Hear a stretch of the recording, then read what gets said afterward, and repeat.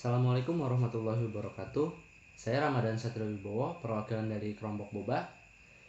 Di sini kami akan menjawab beberapa pertanyaan dari kelompok lain. Yang pertama, siapa penemu ronsen tulang dan jelaskan tahapannya hingga menjadi sebuah alat yang siap pakai. Oke. Ronsen pertama kali ditemukan oleh fisikawan berkebangsaan Jerman, Wilhelm C. Ronsen, pada tanggal 8 November 1985. Pada saat Ronsen menyalakan sumber listrik tabung untuk penelitian katoda, beliau mendapatkan sejenis cahaya yang berpendar pada layar yang terbuat dari barium, platina cyanida yang kebetulan berada di dekatnya. Hingga jika sumber listrik dipadamkan, sinar pun menghilang. Ternyata sinar tersebut dari sinar katoda, karena sebelumnya pernah dikenal dan hingga sekarang disebut dengan sinar X. Lalu pertanyaan selanjutnya, kenapa manusia tidak dapat melihat cahaya ronsen? Alasannya yang pertama karena sangat berisiko. Paparan radiasi dosis tinggi selama jangka waktu tertentu dapat menyebabkan penyakit radiasi, lalu meningkatkan resiko terjangkitnya kanker, meningkatkan resiko kerusakan genetik, dan membunuh sel-sel dalam tubuh, baik sel kanker maupun sel jahat. Bagaimana X-ray dapat mendeteksi atau membedakan adanya tulang, rongga, lemak, atau otot pada tubuh manusia? Foto X-ray menampilkan perbedaan warna dari putih, abu-abu, hingga hitam. Nah, jika mengenai logam atau bagian tubuh yang padat seperti tulang, sebagian besar partikel X-ray terblokir. Nah, hasilnya pemeriksaan X-ray pun akan tampak berwarna putih. Bila X-ray mengenai otot atau lemak ataupun cairan, hasil pemeriksaan X-ray akan muncul dengan warna abu-abu. Nah, lalu yang terakhir ada warna hitam yang menandakan bahwa X-ray mengenai udara. Nah, selanjutnya ada pertanyaan, apa yang dimaksud pemeriksaan CT scan dan fluoroskopi? Fluoroskopi adalah sebuah metode pemeriksaan X-ray untuk menghasilkan gambar berskuel menyerupai video. Metode ini digunakan mengamati kondisi organ tubuh secara langsung. Serupa dengan CT scan, fluoroskopi menggunakan pancaran sinar X-ray dalam menangkap gambar. Namun perbedaannya adalah gambar yang dihasilkan fluoroskopi hanya dapat memiliki satu sudut pandang saja. Lalu selanjutnya ada pertanyaan, alat X-ray memindah objek yang nantinya bisa menghasilkan warna hitam putih dari sebuah kepadatan material, yang berarti grafik gambar juga diperlukan dalam hasil pemindaian. Komponen apa yang dalam mesin pemindaian sehingga bisa menghasilkan warna hitam, putih? Perlukah mesin X-ray memiliki sebuah standar grafik tinggi? Kalaupun iya, berikan alasannya. Bila tidak, tolong sertakan penjelasannya. Yang ada dalam mesin X-ray itu ada timbal, merupakan bahan penyerap sinar X-ray yang sangat baik, sehingga dalam pembuatan ruang radiologi perlu memperhatikan sistem proteksi radiologi. Ketebalan timbal yang digunakan sebagai proteksi radiasi arus disesuaikan dengan general X-ray yang digunakan. Semakin besar energi yang dipancarkan, maka semakin tebal pula timbal yang digunakan sebagai penyerapan. Untuk selanjutnya akan dijelaskan oleh teman saya, Sri Cahyo. Baik, pertanyaan selanjutnya yaitu nomor 7. Apa perbedaan dari ultrasonografi atau USG, CT scan multi resonance imaging, MRI? MRI dapat mendeteksi berbagai kondisi otak seperti kista, tumor, pendarahan, pembengkakan, kelainan, perkembangan, dan struktural. Infeksi, kondisi peradangan, atau masalah dengan pembuluh darah.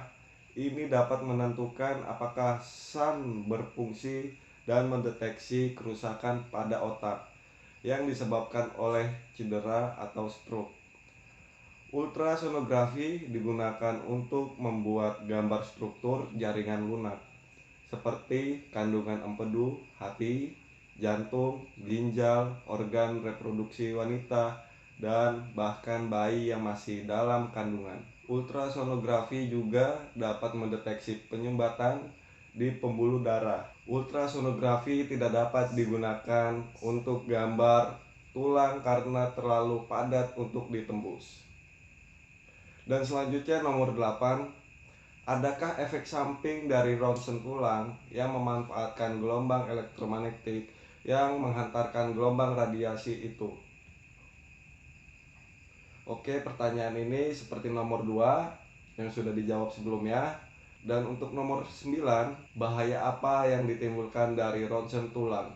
Yang pertama, menyebabkan penurunan produksi sel darah. Bahaya pertama yang dapat ditimbulkan oleh terlalu sering melakukan ronsen adalah radiasi dari sinar X yang digunakan pada ronsen dapat menyebabkan menurunnya produksi sel darah di dalam tubuh, menyebabkan infeksi dan iritasi pada kulit. Bahaya ronsen kemungkinan dapat muncul yakni dapat menyebabkan munculnya iritasi dan juga infeksi pada bagian kulit. 3. Memiliki dampak buruk bagi mata. Ronsen juga dapat menjadi sangat berbahaya terutama ketika dilakukan pada organ dan juga bagian tubuh yang berdekatan dengan mata. 4. Mempengaruhi penurunan reproduksi sperma dan kemandulan. Bahaya lainnya yang dapat muncul karena penggunaan teknologi ronsen yang terlalu sering adalah dapat menyebabkan terjadinya penurunan fungsi dari organ reproduksi. 10. Bagaimana sebuah warna bisa menunjukkan sebuah material seperti yang Anda jelaskan? X-ray adalah teknik pencitraan dengan memanfaatkan gelombang elektromagnetik. Elektromagnetik menghantarkan gelombang radiasi yang selanjutnya melakukan pemindaian terhadap bagian dalam tubuh. Hasil pemindaian ini nantinya akan menghasilkan warna gambar yang berbeda. Oke, selanjutnya akan dijelaskan teman saya yaitu Taufik. Buat Taufik, dipersilahkan waktunya. Oke, saya akan melanjutkan pertanyaan selanjutnya, yaitu nomor 11. Apakah ada efek samping dari penggunaan ronsen? Sayangnya, paparan radiasi ronsen jika terlalu sering bisa berakibat pada kerusakan DNA. Rusaknya DNA pun pada perkembangannya bisa meningkatkan risiko kanker. Tak hanya itu, pemindaian sinar pada abdomen, ginjal, pinggul, dan pelvis dalam yang dilakukan pada ibu hamil dikabarkan dapat memengaruhi janin yang tengah dikandungnya.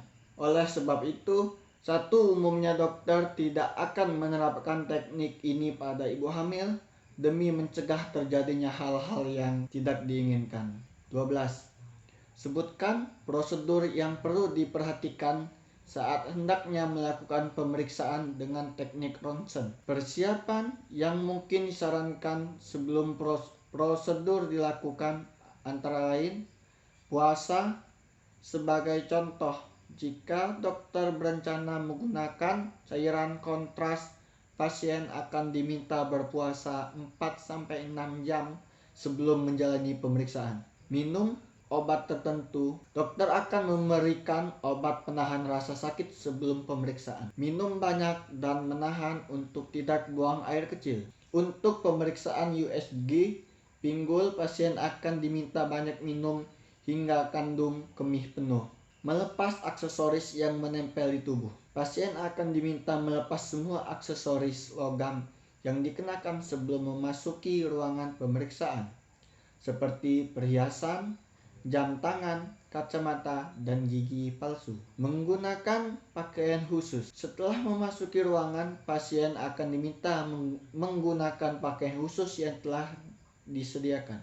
Prosedur pemeriksaan radiologi. Sebagaimana yang telah disebutkan, ada berbagai macam pemeriksaan radiologi. Pada anak-anak, pemeriksaan radiologi bisa dilakukan oleh dokter radiologi ataupun dokter anak. Pemeriksaan foto ronsen. Pemeriksaan foto ronsen dilakukan untuk menampilkan bagian tubuh pasien dalam gambar 2 dimensi dengan menggunakan mesin yang mengeluarkan radiasi sinar X. 13. Apa X-ray aman untuk tubuh? Karena menggunakan gelombang radiasi elektromagnetik untuk memindai. Pemeriksaan X-ray atau ronsen adalah salah satu teknik pencitraan medis yang menggunakan radiasi elektromagnetik untuk mengambil gambar atau foto bagian dalam tubuh. Ketika pemeriksaan X-ray dilakukan, mesin akan mengirimkan gelombang radiasi elektromagnetik elektromagnetik secara singkat ke tubuh untuk memindai kondisi tubuh bagian dalam. Radiasi yang diserap oleh masing-masing bagian tubuh akan berbeda-beda. Inilah nantinya yang membuat hasil foto X-ray menampilkan perbedaan warna dari putih, abu-abu hingga hitam. Amankah X-ray?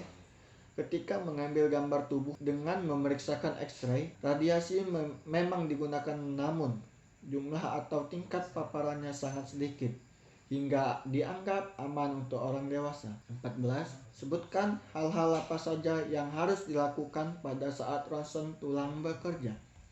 Selama pengambilan gambar depan, kamu perlu berdiri melawan pelat samping, berpegang tangan ke atas atau ke samping dengan memutar bahu ke depan. Dokter akan meminta kamu untuk menarik napas dalam-dalam dan menahannya selama beberapa detik. Hal ini membantu memperjelaskan gambar jantung dan paru-paru. Selama pandangan sisi, kamu akan disuruh berbalik dan menempatkan satu bahu di atas piring dan mengangkat tangan di atas kepala. Sekali lagi, kamu mungkin diminta untuk mengambil napas dalam-dalam dan menahannya. Melakukan ronsen biasanya tidak menimbulkan rasa sakit karena tidak akan merasa sensasi saat radiasi melawan tubuh. Jika kesulitan berdiri, kamu mungkin disarankan untuk duduk atau berbaring. 15. Apa kegunaan, cara kerja, dan efek samping dari X-ray? Jelaskan. Kegunaan ronsen umumnya untuk memeriksa dan memonitor kondisi tubuh dan sendi pada pasien dengan keluhan seperti patah tulang, osteoporosis, kerusakan gigi, dan radang sendi. Ronsen adalah metode pemeriksaan penunjang yang umum dilakukan. Akan tetapi, penggunaan metode ini sejatinya tidak hanya terbatas pada pemeriksaan tulang dan gigi maupun sendi. Berikut ini informasi lengkap menggunakan kegunaan X-ray dalam pelaksanaan prosedur pemeriksaan penunjang yang perlu Anda ketahui.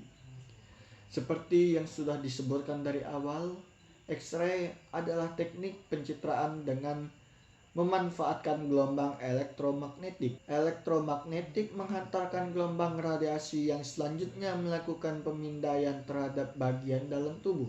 Hasil pemindaian ini nantinya akan menghasilkan warna gambar yang berbeda, bergantung dari kepadatan material yang dipindai. Atas dasar itu, hasil ronsen terdiri dari warna putih, menunjukkan tulang dan material padat lainnya.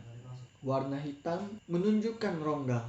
Warna abu-abu menunjukkan lemak dan otot tubuh pada beberapa tes. Dokter akan menyertakan medium seperti barium dan iodin guna menambahkan kontras, sehingga gambar yang dihasilkan akan lebih detail. Barium dan iodin disertakan dengan cara meminta pasien untuk menahan cairan khusus, disuntikkan ke dalam tubuh, diberikan sebagai enema, pemasukan cairan ke dalam usus melalui anus. Sayangnya, paparan radiasi ronsen jika terlalu sering bisa mengakibatkan pada kerusakan DNA. Kerusakan DNA pun perkembangannya bisa meningkatkan resiko kanker. Tak hanya itu, pemindaian sinar pada abdomen, ginjal, pinggul, dan pelvis dalam dilakukan pada ibu hamil dikabarkan dapat memengaruhi janin yang tengah dikandungnya.